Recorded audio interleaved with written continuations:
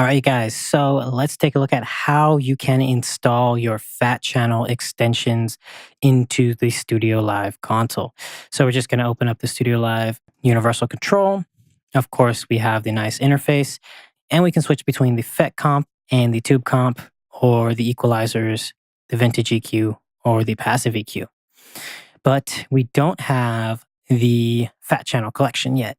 So for this, all we have to do is go into our plugins and hit install. Now, I have already logged into my PreSonus account through the Universal Control software. That way you're able to just hit install and it's going to retrieve the list. We hit yes, and there we go. You're going to see that this is going to take a little bit of time to retrieve our list and install all the plugins. And as you see right here, we have all 18 plugins. Now, while this is loading up, I just want to say, if you're only going to buy a couple of these plugin extensions, the ones I highly recommend grabbing are going to have to be the Classic compressor, the British compressor, and the Solar 69. Those three are my favorites so far. Cool. And with that, it's going to say restart your device to apply. Now that these are all set up here, I'm going to authorize these. And the reason why I'm doing this is just to be thorough and to be safe. I want to make sure everything's authorized and set up properly because I want to just turn off the console, turn it back on, and not have to worry about a single thing. Cool, so now that that's all set up, we can just restart the console.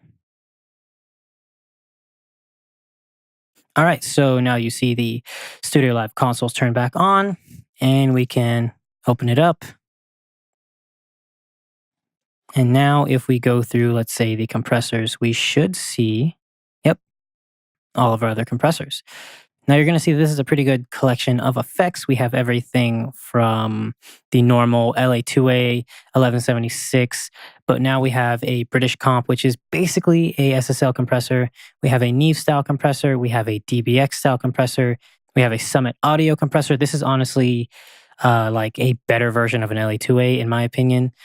We have a Fairchild, a RC500, which is based off of one of their hardware units that PreSonus has made in the past. We have the TubeTech style compressor. We have the VT1. And then as far as the equalizers go, we have clean, the passive, and vintage EQs. And then we have the new Alpine EQ, which is very API style. We have a Baxendale EQ. We have the RC500, the Solar 69. We have the TubeTech. We have a vintage 3-band EQ, VT1, and there we go. A cool thing is we can, of course, always just swap spots. So we can make the equalizer before or after the compressor. Then we have our basic limiter and our noise gate. But that's it. It's really that simple and that easy. You don't even have to do the authorization part because most of the time it'll just auto do it because of the update. But I like to do that just to be safe. And another thing you're going to notice is your little icon right here is going to change to what you're using now. So pretty cool. And with that said, that's going to be it for this video. I'll see you guys later.